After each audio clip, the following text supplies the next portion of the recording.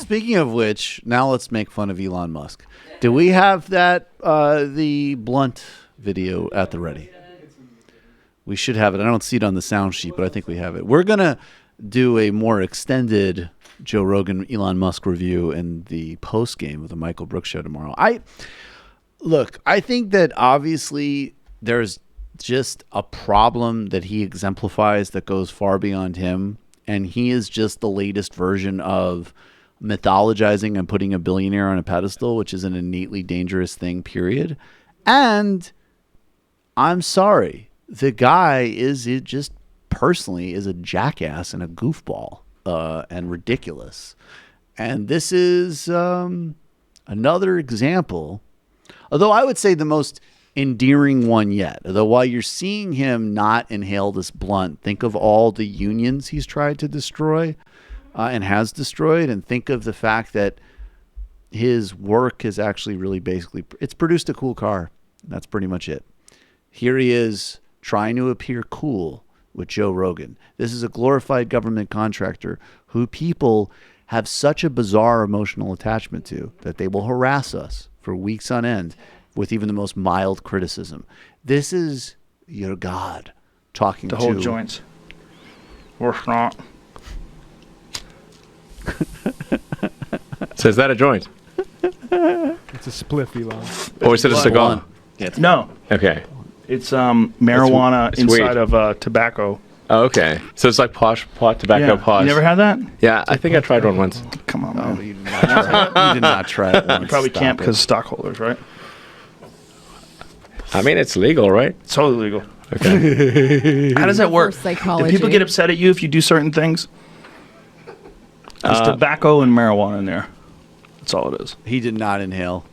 He smoked it like a cigar. The combination of tobacco and marijuana is wonderful. First turned onto it by Charlie Murphy and then reignited by Dave Chappelle. There you go. Plus whiskey.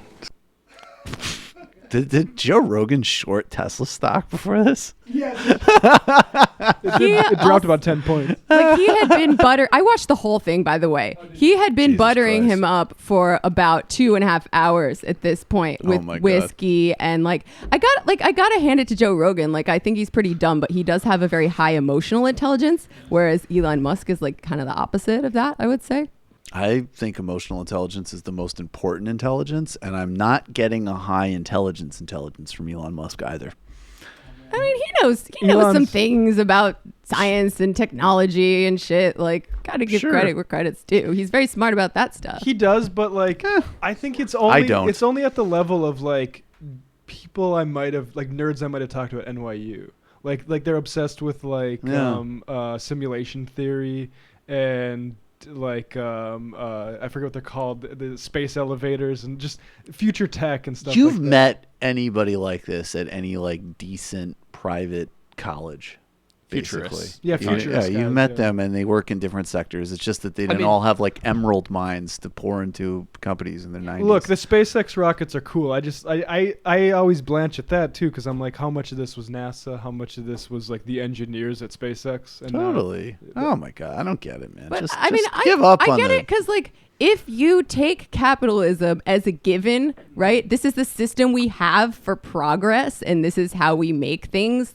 You would think that he is a leader or a visionary or whatever, you know? And this is why I think the left... You would also think that if you're a toolbox. Well, yes. But he's also got this utopianism and this optimism that I think is sometimes lacking in the left, which is funny because people accuse us of being utopians all the time. Right. But then if you ask one of us about the revolution or whatever, we'll tell you hope it comes before climate change. It might never happen. It's going to be really hard. We're headed for a climate change crisis. It's going to be horrible, but you should fight for it anyway because it's the right thing to do. It's a little less appealing. But if you want to look towards somebody who's intelligent and optimistic and visionary for the future, who's achieved real things, everybody in this country should be obsessing about Lula.